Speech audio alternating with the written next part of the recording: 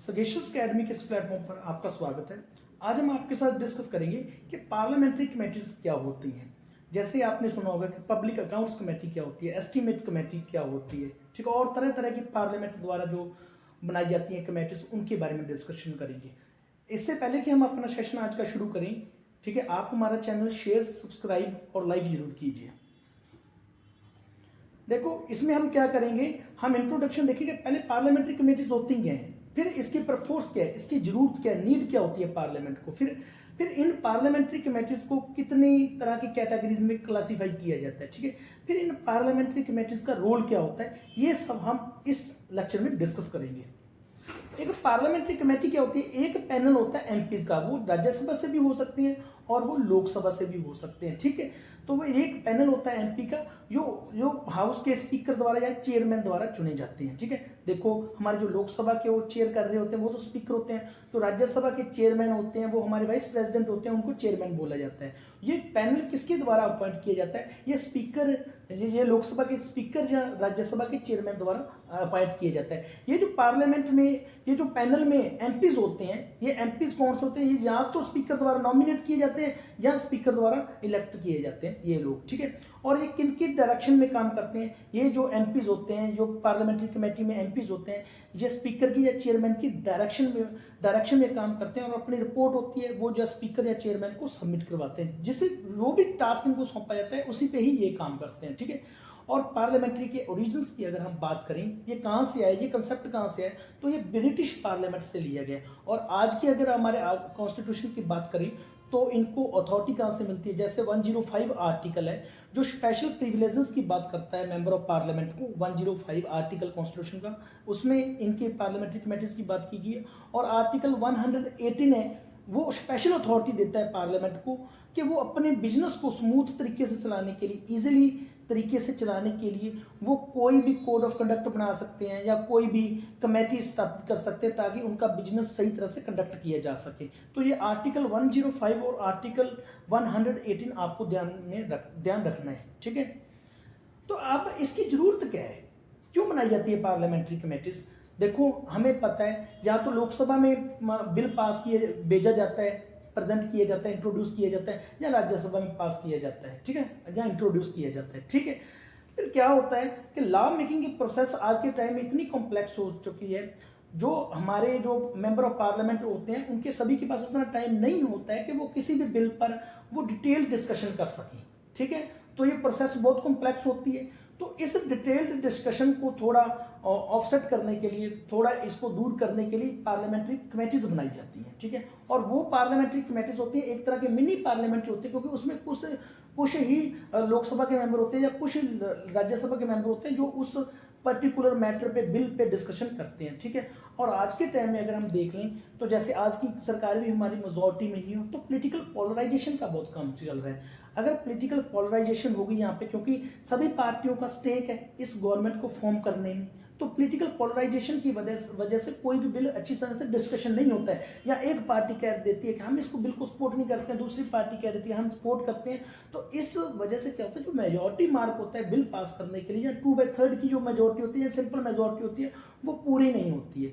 तो इस complex procedure को आसान बनाने के लिए पार्लियामेंट्री कमेटीज बनाई गई हैं। पार्लियामेंट्री कमेटीज क्या करती हैं, पार्लियामेंट्री कमेटीज का काम ही यही होता है कि जो पार्लियामेंट का बिजनेस है उसको आसान किया जा सकते, जो उसकी प्रोसेस है, बिल मेकिंग की प्रोसेस है या बिल बनाने की जो प्रोसेस है उसको आसान किया जा सकते, ठीक है। तो इन ड्यूटीज को पूरा करने के लिए कमेटीज बनाई जाती है, वही ये जो पार्लियामेंट्री कमेटीज होती हैं वही ये सारा काम संभालती हैं। कई केसेस में, जरूरी नहीं सभी केसेस में पार्लियामेंट्री कमेटीज की सहायता ली जाती है, कई बार पार्लियामेंट्री कमेटी की सहायता नहीं ली जाती है। खास करके ये कब होता है, जब कोई भी पार्टी मेजॉरिटी में होती है। जैसे हम आपको एक एग्जाम्पल दे देते हैं, जैसे फार्मर ऑर्डिनेंस आए थे, फार्मर से रिलेटेड जो बिल आए थे, उनको किसी भी पार्लियामेंट्री कमेटी की स्टैंडिंग या एडहॉक कमेटी के पास नहीं भेजा गया था, तो इसी की वजह से शायद वो लटक गए थे जो हमारे फार्मर्स के बिल्स थे, ठीक है। अब यहाँ पे क्या होता है, अब हमारे पार्लियामेंट के पास मल्टीपल टाइप्स की कमेटीज हैं, ठीक है। अब उनकी टाइप्स किस पे डिपेंड करेगी, उनकी टाइप डिपेंड करेगी कि वो क्या काम करेगी, उनको क्या काम असाइन किया जाएगा कमेटी को, ठीक है। फिर उनमें कितने मेंबर होंगे, फिर उनका जो टेन्योर होगा वो कितने साल के लिए बनाई जाएगी कमेटी, इन सभी के बेसिस पे ही इनको क्लासीफाई किया जा सकता है पार्लियामेंट्री कमेटीज को। अगर ब्रॉडली बात करें तो ये दो तरह की होती हैं पार्लियामेंट्री कमेटीज। एक तो स्टैंडिंग कमेटी होती है। अब यहाँ पे देखना, जो स्टैंडिंग कमेटी होती है ये परमानेंट होती है। ये हर एक साल के बाद बनती है। जो 2 साल भी हो सकता है वो पीरियड, नो प्रॉब्लम, बट ये परमानेंट होती है। 1 साल के बाद बन जाएगी, दोबारा बना कॉन्स्टिट्यूट कर ली जाएगी स्टैंडिंग कमेटी। फिर अगर कोई कमेटी 2 साल बाद बनती है वो 2 साल बनती है, बट ये परमानेंट और इनका काम होगा कॉन्टिन्यूस होगा, ये रेगुलर काम करेंगे, ठीक है, इनका काम रुकेगा नहीं। ऑन द अदर हैंड जो एडॉक कमेटीज होती हैं, ब्रॉडली 2 प्रकार की होती है। एक तो पार्लियामेंट्री कमेटीज 2 प्रकार की होती है, standing committee, ad hoc. Standing committee होती है जो परमानेंट होती है, और एडॉक कमेटी जो होती है वो एड हॉक, जैसे कि वर्ड अपने आप बता रहे हैं, वो एड हॉक, वो इनपरमानेंट होती हैं। वो जब कोई टास्क उसको प्रोवाइड किया जाता है वो पूरा कर दिया जाता है, तो उसके बाद उन कमेटीज को डिसॉल्व कर दिया जाता है। ये रेगुलर नहीं होती है कमेटी, एड हॉक कमेटीज। तो सबसे पहले हम किसकी बात करेंगे? सबसे पहले हम देखेंगे स्टैंडिंग कमेटीज को कितनी कैटेगरीज में क्लासिफाइड किया गया है। जैसे स्टैंडिंग कमेटी में एक होता है, ये 6 तरह की कैटेगरी में इसको क्लासिफाई किया। जैसे financial committee, very important committees इसमें, जैसे पब्लिक अकाउंट्स कमेटी होती है, फाइनेंशियल कमेटी में पब्लिक अकाउंट कमेटी होती है, एस्टीमेट कमेटी होती है, कमेटी ऑन पब्लिक अंडरटेकिंग्स होती है। यहाँ पे देखना कि एस्टीमेट कमेटी होती है जो ये हमारी पार्लियामेंट की सबसे बड़ी कमेटी होती है। और इसकी ये एक खासियत एस्टीमेट कमेटी की और भी होती है कि इसमें सभी मेंबर होते हैं वो लोकसभा के होते हैं, इनमें राज्यसभा के मेंबर नहीं होते हैं। बाकी सभी कमेटीज में राज्यसभा के मेंबर होते हैं। जो एस्टीमेट कमेटी होती है इसमें राज्यसभा के मेंबर नहीं होते हैं। और ये एस्टीमेट कमेटी है, ये हमारी सबसे बड़ी कमेटी है पार्लियामेंट की, ठीक है।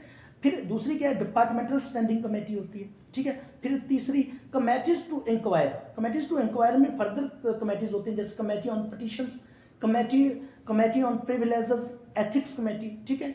फिर आगे committees to scrutinise and control, committee on government associations, committee on subordinate legislation, committee on papers laid on the table. जो पार्लियामेंट में पेपर पड़े होते हैं, जिन पे बात चल रही है, उनके लिए भी कमेटी बनाई जाती है, ठीक है। Committee on welfare of SC/ST के वेलफेयर के लिए भी कमेटी बनाई जाती है। तो ये सारी स्टैंडिंग कमेटी हैं, आपको ध्यान रहे, ये परमानेंट कमेटी हैं। ये हम जो 6 क्लासिफिकेशंस कर रहे हैं, ये हम स्टैंडिंग कमेटीज की कर रहे हैं। Committee on empowerment of women की एम्पावरमेंट के लिए, ठीक है, वीमन को प्रोत्साहन देने के लिए कमेटी बनाई जाती है। तो ये कमेटी, ये स्टैंडिंग कमेटी में। Joint committee on office of profit. Office of profit की अगर बात करते हैं, भाई कोई अगर MP MLA बनना चाहता है तो वो किसी ऑफिस ऑफ प्रॉफिट पे काम ना कर रहा हो, तो उसको निर्धारित करने के लिए कौन सा ऑफिस ऑफ प्रॉफिट है और कौन सा ऑफिस ऑफ प्रॉफिट नहीं है, इसके लिए भी कमेटी बनती है, ठीक है। तो ये स्टैंडिंग कमेटी में आती है। फिर आगे भी है स्टैंडिंग कमेटी में आगे committees relating to the day to day business of the house को कैसे, पार्लियामेंट को कैसे चलाना है, लोकसभा राज्यसभा को कैसे चलाना है, इसके लिए भी कमेटी बननी होती है। उसमें आगे क्या होती है, जैसे committee relating to the day to day business of the house में बिजनेस एडवाइजरी कमेटी होती है इसमें, ठीक है। Committee on private members bills and resolutions होती है। रूल्स कमेटी होती है, कमेटी बिजनेस को कैसे चलाना है, पार्लियामेंट को कैसे चलाना है, उनके रूल के रिगार्डिंग होती है। Committee on absence of members from sitting of the house. जैसे कई मेंबर्स ऐसे होते हैं, वो जैसे हमें पता है कि 6 महीने से अगर कोई मेंबर ज़्यादा टाइम तक एब्सेंट रहता है पार्लियामेंट में बिना स्पीकर को बताए, तो उसको डिस्क्वालीफाइड कर दिया जाता है, उसकी सदस्यता रद्द कर दी जाती है, ठीक है। तो उस पर भी एक कमेटी होती है। कमेटी वो डिस्कस करती है कि इस पर्सन को 6 महीने से ज़्यादा की छुट्टी देनी है या नहीं। एक committee absence of members from sitting of the जैसे रशीद और अमृतपाल सिंह की बात की थी एब्सेंस, वो अब चिट्ठी दायर करेंगे कि हमें अलाउ किया जाए कि हम पार्लियामेंट की रेगुलर प्रोसीडिंग्स में भाग नहीं ले सकेंगे। ये वो छुट्टियां 6 महीने से ज़्यादा भी हो सकती हैं, तो ये बात आपको यहाँ पे ध्यान रखनी। फिर हाउस कीपिंग कमिटीज और सर्विसेज कमेटी, जो हमारे मेंबर ऑफ पार्लियामेंट होते हैं उनको क्या क्या फैसिलिटी प्रोवाइड करनी है, क्या क्या सर्विस प्रोवाइड करनी है, उनके लिए भी कमेटी होती है, हाउस कीपिंग कमेटी और सर्विस कमेटी। उसमें आगे फर्दर कमेटी कौन है? जनरल पर्पस कमेटी, ठीक है, house committee, library committee, joint committee on salaries and allowances of the member. जो मेंबर्स को सैलरीज मिलेंगे, उनको अलाउंसेस मिलेंगे, या उनको लाइब्रेरी के जो खर्चे होंगे, उन सब के लिए कमेटी होती है, जिसको हाउस कीपिंग कमेटीज और सर्विस कमेटीज बोला जाता है, ठीक है। फिर फर्दर अगर हम बात करें, ये तो हमने डिस्कस की कि स्टैंडिंग कमेटीज कौन सी होती है, परमानेंट कमेटीज की बात। अब हम एड हॉक कमेटीज की बात करेंगे। एड हॉक कमेटीज क्या होती है? वो एक टेम्पररी बेसिस पे कॉन्स्टिट्यूट की जाती हैं एड हॉक कमेटीज। और जब इनको जो टास्क दिए जाता है, इनको जो भी सब्जेक्ट मैटर प्रोवाइड किया जाता है कि आप इस पे काम करो, इस बिल पे काम करो, इस एक्ट पे काम करो, तो उसमें क्या होता है, जब इनका टास्क पूरा हो जाता है तो ऐसी कमेटीज को डिसॉल्व कर दिया जाता है, ठीक है। और इनको भी फर्दर जो डिवाइड किया गया है, इनको फर्दर जो एड हॉक कमेटी को डिवाइड किया गया, इनको इनको इंक्वायरी कमेटीज में डिवाइड किया गया और एडवाइजरी कमेटी में डिवाइड किया गया है। ये भी दो तरह, स्टैंडिंग कमेटी को तो 6 तरह की कैटेगरी में क्लासिफाइड किया गया, इनको 2 तरह की कैटेगरीज में क्लासिफाइड किया, एक तो इंक्वायरी कमेटीज और एक एडवाइजरी कमेटीज।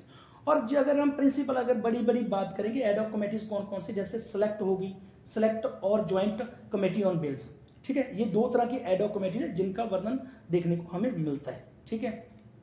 फिर अब हम बात करते हैं कि इनका रोल क्या होता है, क्या रोल अदा करते हैं, क्यों बनाया जाता है। देखो, ये सबसे पहले तो ये जो हमारे लेजिस्लेटिव्स होते हैं, जो हमारे एमपीज होते हैं, उनको एक्सपर्टीज प्रोवाइड करते हैं। देखो, जो हमारे एमपीज चुने जाते हैं लोगों द्वारा, वो किसी सब्जेक्ट मैटर के एक्सपर्ट नहीं होते हैं, उनको इतना ज्ञान नहीं होता है कि वो किसी टॉपिक पर ज़्यादा से ज़्यादा डिस्कशन कर सकें, ठीक है। फिर क्या होता है, वो तो जनरल लोग होते हैं जो लोगों की पल्सेस को देखते हैं, लोगों के विचारों को सोचते हैं, लोगों को मन को पढ़ते हैं। बट क्या होता है, जब रूल रेगुलेशन बनाने की बात आती है तो तब वो लोगों से, अपने एक्सपर्ट से एडवाइस लेते हैं, या स्टेक होल्डर्स होते हैं, जहाँ जनता में कोई एक्सपर्ट लोग होते हैं उनसे एडवाइस लेते हैं। यहाँ पे ये बात इसलिए की जा रही है कि क्योंकि जब भी कोई कमेटी बैठती है, वो चाहे एस्टीमेट कमेटी हो, चाहे कई तरह की कमेटीज है जिनकी हमने बात की, उनमें जब भी कोई बिल डिस्कस किया जाता है कमेटी में, उनमें सभी तरह के स्टेक होल्डर्स होते हैं, जैसे उनमें एक्सपर्ट्स भी होते हैं, आम पब्लिक से भी कई बार राय ली जाती है किसी बिल पे, ठीक है। अगर आम पब्लिक की आपने राय किसी बिल में ले ली तो वो फर्दर उसके लिए प्रोटेस्ट नहीं होगी, ठीक है। वो अगर कोई बिल पास किया जाता है सरकार पर, अगर कोई कमेटी से होके गया वो बिल, तो उस पर आम जनता भी उस पर प्रोटेस्ट नहीं करेगी ऐसे बिल पे, ठीक है। फिर पार्लियामेंट्री कमेटीज होती हैं, वो एमपीज को हेल्प करने के लिए होती हैं। एमपीज क्या होते हैं, जैसे वो सब्जेक्ट मैटर के एक्सपर्ट नहीं होते हैं, तो वो क्या होता है, वो कमेटी से अपनी राय मांग सकते हैं, कमेटीज को डिस्कशन के लिए वो बिल भेज सकते हैं, ताकि वो टाइम पे अपने जो इश्यूज होते हैं बिल के रिलेटेड, वो पार्लियामेंट के एमपीज होते हैं जो, तो वो अपने इश्यूज होते हैं उनको रीथिंक कर सकें, उनको दोबारा सोच विचार कर सकें। तो कमेटीज का काम ये को वो लेजिस्लेटिव एक्सपर्टीज प्रोवाइड करती है हमारे एमपीज को, और एमपीज भी उनसे कोई राय अपनी पार्लियामेंट्री कमेटीज से ले सकती हैं। फिर क्या है, ये एज ए मिनी पार्लियामेंट काम करती है। ये जो कमेटीज होती हैं, आपको पता है जो कमेटी बनाई जाती हैं वो मिनी पार्लियामेंट होती हैं। कैसे?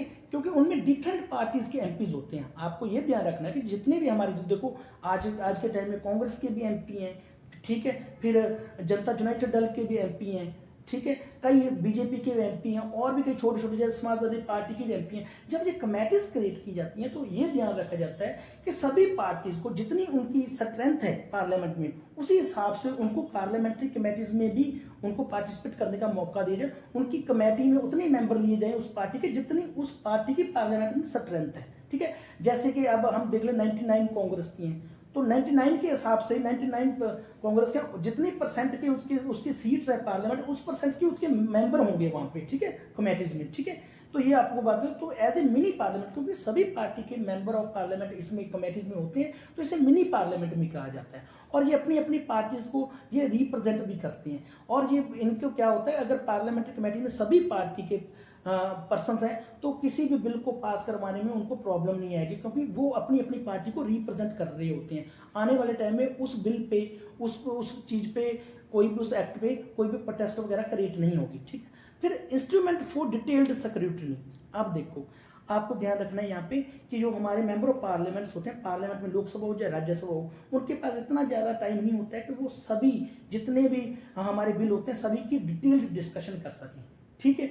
या फिर क्या होता है, जो पार्लियामेंट में होते हैं वो हमारे मेंबर ऑफ पार्लियामेंट में पार्लियामेंट ही प्रस्तुत वहाँ पे प्रेजेंट होते हैं। बाकी मेंबर ऑफ, बाकी लोग जैसे स्टेक होल्डर या एक्सपर्ट्स होते हैं सब्जेक्ट मैटर के, या इनके आम पब्लिक होती है, वो पार्लियामेंट में नहीं होती। तो यह कमेटी में क्या होता है, कमेटी में ये सभी तरह के जो एक्सटर्नल स्टेक होल्डर्स होते हैं, जो आम पब्लिक होती है, जहाँ और कई तरह के दूसरी पार्टी के जो एमपीज होते हैं, वो तो एमपी चाहे थोड़े होते हैं, वो इस पर डिटेल्ड डिस्कशन कर सकते हैं, इसकी स्क्रूटनी कर सकते हैं कि ये जो बिल हम पास करने जा रहे हैं, जो पार्लियामेंट में पेश करने जा रहे हैं, ये सही है या गलत है। तो इसकी डिटेल्ड स्टडी करने के लिए ये अपना रोल अदा करती हैं पार्लियामेंट्री कमेटीज, ठीक है। फिर एक और बात है कमेटी का, एक और अलदाओ क्या बात है कि कमेटी की जो रिकमेंडेशंस होती हैं वो गवर्नमेंट में बाइंडिंग नहीं होती हैं। गवर्नमेंट कमेटी की रिकमेंडेशंस को माने चाहे ना माने, पर फिर भी क्या होता है, जो कमेटी का जो रिपोर्ट कार्ड बनता है पब्लिक रिकॉर्ड बनता है कमेटी का, उसमें जितनी भी कमेटी ने अपनी राय दे रहती है, कमेटी के जितने मेंबर अपनी राय देते हैं या अपने आइडियाज देते हैं, उनका एक पब्लिक रिकॉर्ड बन जाता है। तो गवर्नमेंट पे एक पब्लिक प्रेशर बना रहता है कि वो ऐसी उनके जो आइडियाज दिए गए हैं या उनके अमेंडमेंट्स किए गए हैं बिल में, गवर्नमेंट पे एक प्रेशर बना रहता है कि जितने भी उनके जो आइडियाज दिए हैं उनको इम्प्लीमेंट किया जाए और उनको बिल में डाल दिया जाए, ठीक है। अदरवाइज क्या होता है, वो जो डिबेटेबल प्रोविजंस होते हैं सरकार उसको रिकंसीडर नहीं करती है। बट क्या बात है कि कमेटी के प्रेशर में जो डिबेटेबल प्रोविजंस होते हैं सरकार उनको कंसीडर कर लेती है, ठीक है। अब देखो ये क्लोज डोर होती है, ये जो कमेटीज बैठते हैं, देखो पार्लियामेंट तो हमारा शरेआम टीवी पे भी प्रसारण होता है पार्लियामेंट में जो प्रोसीडिंग्स होती हैं, ठीक है। बट ये जो पब्लिक कमेटीज होती हैं ये मीडिया से दूर होती हैं, हमारे जर्नलिस्ट होते हैं उनसे दूर होती हैं। तो इसमें क्या होता है, को जो हमारे एमपीज होते हैं उन पर ज़्यादा प्रेशर नहीं बनता है, ठीक है। अगर क्या होता है, अगर कोई बिल पास किए जा रहे हैं तो वो थोड़ा बहुत कंट्रोवर्शियल, तो उसकी ज़्यादा से ज़्यादा बदनामी मीडिया में हो जाती है। तो इसकी बात करें अगर जो कमेटीज में होती है, क्योंकि वहाँ पे सभी तरह के एमपीज होते हैं, सभी पार्टीज के एमपी होते हैं, पब्लिक के स्टेक होल्डर्स भी होते हैं या एक्सपर्ट्स भी होते हैं, तो ये मीडिया की गैलरी से दूर होती है ये कमेटी। तो इससे क्या होता है, एमपीज पे लेस प्रेशर होता है कि उन पे प्रेशर ज़्यादा नहीं होता है, और इसी तरह को कमेटीज के सारे मेंबर मिलके किसी भी बिल पे कोलैबोरेटिव डिस्कशन कर सकते हैं और उस बिल को सक्सेसफुल बना सकते हैं। तो ये हमने आपके साथ डिस्कस किया कि पार्लियामेंट्री कमेटीज क्या होती हैं। Thanks for watching, thanks for being with us. Please हमारा चैनल शेयर, सब्सक्राइब और लाइक जरूर करें। Thanks for being with us.